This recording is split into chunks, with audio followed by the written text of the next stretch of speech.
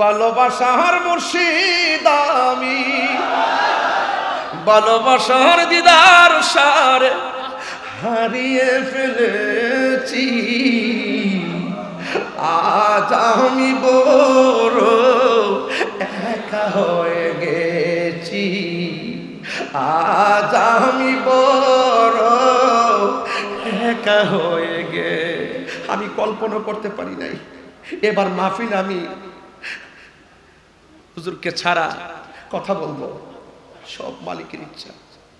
হঠাৎ করে সে একদিন চলে গেল দূরে, সেখান থেকে ও দৌবদি আসিল না ফিরে।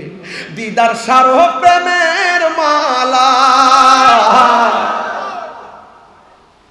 মাইজ ভান্ডারির প্রেমের মালা গলেতে পড়েছি।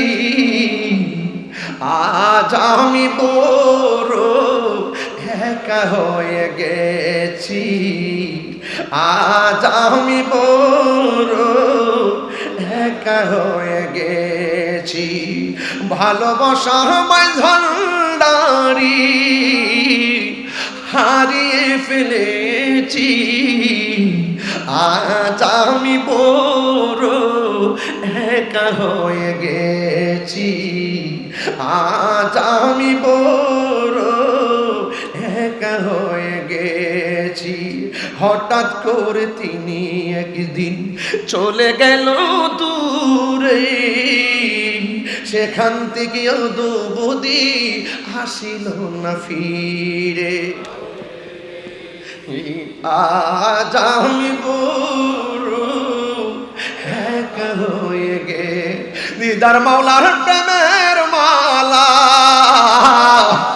গলেতে পড়েছি, আজ আমি বড় একা হয়ে। সত্যি কথা, কলিজারা ফাইটটা যেতেছে। গত বছর ওয়াজ কইরা রুমের ভিতরে গেছি, আমার ভাই এখানে বসা আছেন, বড় ভাই শাহজাদা সৈয়দ হোসেন রাইফ নুরুল ইসলাম রুবাব মাইজ ভান্ডারি, তিনি আমার বলতেছেন একটু বসুন। সিবাতুল প্রিন্সিপাল হুজুরকে নিয়ে সরাসরি আমার দিকে তাকিয়ে, এখনো ছবিটা আমার কাছে আছে, মাঝে মাঝে ঘরে দেখি। আর আমার ভাইজান আমার বলতেছে, আপনি মাইজ ভান্ডারে খাওন খাইয়া যাইবেন, বাড়ির জন্য একটু নিয়ে যাইবেন না?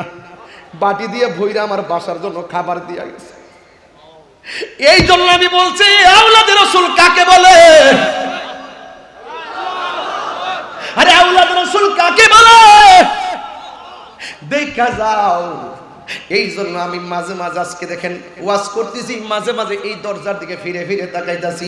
এখন আপনারা জবান খুলে বলুন, আল্লামা শাহসবি ডাক্তার সৈয়দ দিদারুল হক মাইজ ভান্ডারী রহমাতুল্লাহ আলাইহি আমাদেরকে দেখার ক্ষমতা আছে না? না, হক করে বলা আছে না?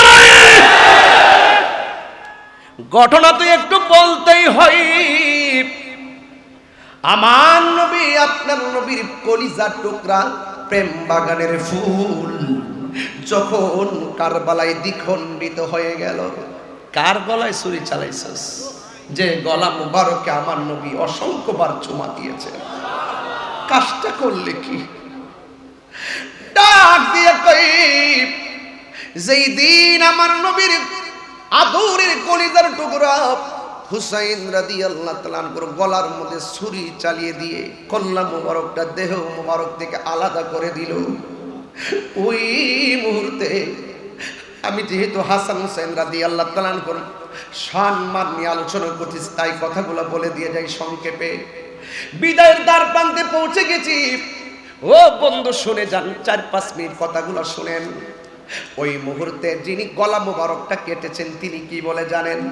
আমি জীবনে কত লাশ দ্বিখণ্ডিত করেছি, কারবালার মাঠেও আমি অনেক লাশ ফেলে দিয়েছি, কিন্তু আমি যখন হুসাইন রাদিয়াল্লাহু তাআলা আনহুর গলা থেকে দেহটা থেকে কল্লা মুবারকটা আলাদা করলাম, আমি তাকায় দেখতেছি কল্লা মুবারক তো কথা কয়, দেহ মুবারকটাও কথা কয়।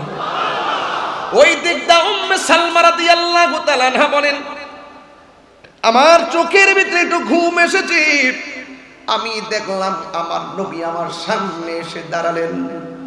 আমি জিজ্ঞেস করলাম, নবী গো কেন এসেছেন?